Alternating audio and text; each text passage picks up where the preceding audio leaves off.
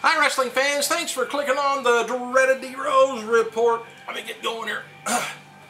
Steve Austin on WWE possibly signing Awesome Kong via his Twitter account said if WWE has any brains, they'll hire her immediately.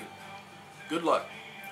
Honky Tonk Man, Jimmy Hart, Hillbilly Jim, Hillbilly Jim, and Coco Beware are talking about forming a band and touring as a singing group at summer music festivals, so beware. Alright. Oh, hang on a second. Let me get over here to my other page. Knockouts is going to be appearing, by the way, up in Canada on, looks like May 29th and May 30th. If you're up there, check them out. I check them out whether I'm up there or not. Taylor Wilde has been appearing at the Classic Championship Wrestling events in St. Thomas, Ontario, Canada on May 29th, 2010. Hillsonburg, my fault, Ontario on the 30th. What else have I got here? Mr. Haito, if you remember him, I think he might have been mentioned in the Bret Hart DVD. He trained a lot of people up in Canada, and had passed away, by the way, and a few days ago in his home in Calgary. He was 67. He was best known for his work in Stu Hart's Stampede Wrestling, and he was a multiple champion. Had multiple championships. All right, let me see what else I got here. Well, I already told you about that. Where's the rest of my stuff here? Hang on. All right, there's been talk. I think I might have mentioned this. By the Wrestling Observer newsletter, saying there's been talk this year about the change in the draft, and nobody seems, like I said, to know anything that's normal going on. And normally the higher-ups kind of get a little inkling of maybe they're going to get switched over to another brand, but so far nobody has said too much of anything, and nobody really knows anything. And Batista may be a good candidate to be moved over to SmackDown. And Randy Orton and Cena may end up being sent to Raw. Or rather, Edge and Chris Jericho may be expected might be on Raw. We'll find out here about the draft. And D'Angelo De Niro was forced to withdraw his weekend bookings due to a shoulder injury. And De Niro's injury originally thought it was a separated shoulder, but now it's he suffered a torn ligament damage as well. Officials hope that he'll be able to return next month for the Sacrifice pay-per-view, but the recovery time is kind of slow sometime on that, especially the rehab.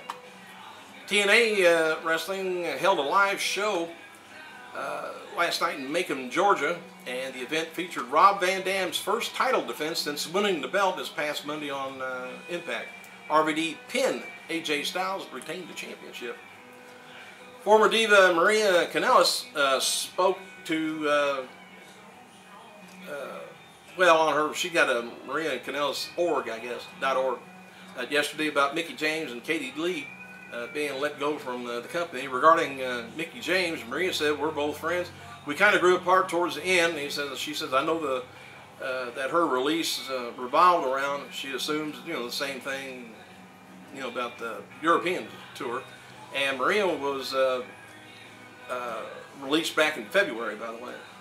As for Katie Lee, Maria calls her a tremendous asset in the women's division, and seems to me for some reason they fired the wrong person. Said that's really bad. Maria said, "I cannot believe they fired her." And I think she did a lot of work with the Divas in back, where she was a pretty good asset, but something was up. As noted before, TNA had hired a consulting firm about looking at their TV numbers and interview fans for feedback. And one thing they can do is listen and look at you guys on the YouTube, where you leave your comments. If they would just look over there, they don't have to interview anybody. Just go to websites like this one and find out what your feelings were about all the people that got released yesterday from WWE. It's on there. Anyway, they're talking about Paul Heyman, coming back over to TNA, and because Van Dam, Taz, Stevie Richards, Raven, Mick Foley, Team 3D, Tommy Dreamer, they're all over there waiting for a revival of ECW. I'm sure they can't use the name or the letters either, so they can always refer to it as indirectly as WEC or something. I don't know. There's conflicting reports about Heyman. Anyway, he says he's not interested in anything, but like I said, he'll be back on there about the autobiography as soon as his book comes out. And by the way, I got a little bit of breaking news here. WWE superstar Mark Henry was arrested at a bar in Belfast, Ireland, while WWE was finishing up their European tour. The story goes that Henry was involved in an incident with a fan asking for an autograph. James McKay, a lifetime long wrestling fan, went at the live event and booked him and his fiancée at in a same motel as the Raw crew. So anyway, I got that out of the way. And he booked his fiancée at the same hotel as the Raw crew. McKay, I guess, claims he was getting signatures from wrestlers, including Henry, but Henry became abusive and threw a drink at him, which I can't believe that. I would have much rather had the drink myself than throw it away. Anyway, Henry got up, ready to fight, but then someone calmed him down by John Cena and Randy Orton, I guess, calmed him down. McClay claims that Chavo then escalated the incident and edged Henry on. These guys, they was stuck over there too long. WWE security removed Clay from the bar. Let me finish this story. A new article in the UK broke that quoted this McKay guy. Said Henry kept saying, "Where I'm from, you do something when somebody throws a drink around you." And he kept calling me a little punk bitch. Well, the truth hurts. Anyway, McKay is planning to attend next year's WrestleMania and is getting married there. I don't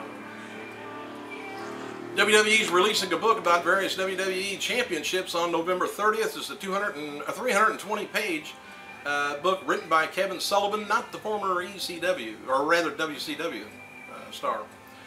Winner of Triple H versus Sheamus at this Sunday's pay-per-view will join. There's going to be a chat room, I guess, on WWE's website where you can bitch about the match, I guess. Alright, what else have I got here? Ted DiBiase is expected to return to Raw brand Monday, which is going to be a 3-hour edition of the 2010 draft. New heel group, the Fortunate Sons, will include Ted DiBiase, Joe Henning, and is expected to debut in sometime in May. Talk of having the small Raw and SmackDown crews switching up in the summer again, and in the fall, and in the prior week the bragging rights. I'm not sure why they want to switch them around. I think they want to get a little bit more experience on the way both shows work. And there's a great deal of tension in the locker room this past week where the SmackDown crew does Raw, and the Raw crew, of course, does SmackDown. The idea has been brought around before when the Raw crew suffers numerous delays in the UK. They had to make the return to US on Tuesday, and Raw, of course, had the SmackDown team had to work the Raw show. It's just petty stuff. Well, anyway, there wasn't much news tonight, so I just wanted to let you know and get on here. And so far, nobody has done anything stupid except for Mark Henry, I guess. But I'll check back in later. If anything goes on, I'll let you know. I gotta go.